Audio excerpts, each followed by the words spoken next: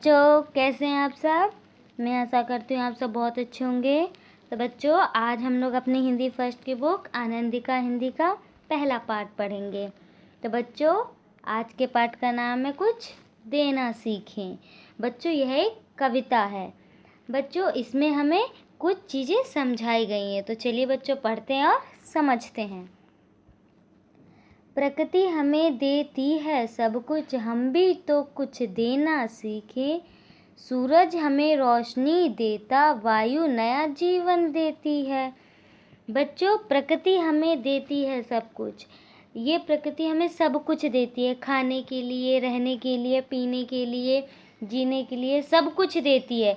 तो हम भी तो कुछ देना सीखे, तो हमें भी उन्हें कुछ देना चाहिए। जैसे सूरज हमें रोशनी देता है, वायु नया जीवन देती है। जैसे सूरज हमें रोशनी देता है, अपनी किरणें देता है। अगर सूरज नहीं रहेगा तो पूरा अंधकार रह जाएगा। इसी तरह वायु नहीं रही तो हम जी नहीं पाएंगे, क्योंकि वायु हमें सांस देती है। अगर हम सांस नहीं लेंगे तो मर जाएंगे।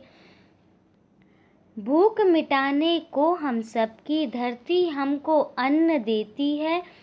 औरों का भी हित हो जिसमें हम भी ऐसा कुछ करना सीखें। भूख मिटाने के लिए ये धरती हमें अन्न देती है, खाने के लिए फल देती है, सब्जी देती है, अनाज देती है, हमारी भूख मिटाने के लिए। और औरों का भी हित हो जिसमें हम भी ऐसा कुछ करना सीखें। जिनसे दूसरों का भला हो, हम भी ऐसा कुछ करना सीखें।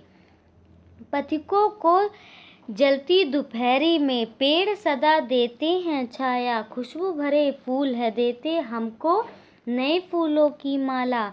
जिस प्रकार पेड़ पौधे, बड़े बड़े पेड़ आप देखते हैं कि रास्ते में हम लोग चलते हैं तो धूप से जलने लगते हैं, तो वही बड़े बड़े पेड़ हमें छाया देते हैं। तो पथिकों को जलती दोपहरी में पेड़ सदा देते हैं छाया। जो रास्ते में लोग चलते हैं वह थक कर धूप से पेड़ की छाया में बैठते हैं, वहाँ ठंडी हवा लेते हैं, तो पेड़ हमें छाया देती है।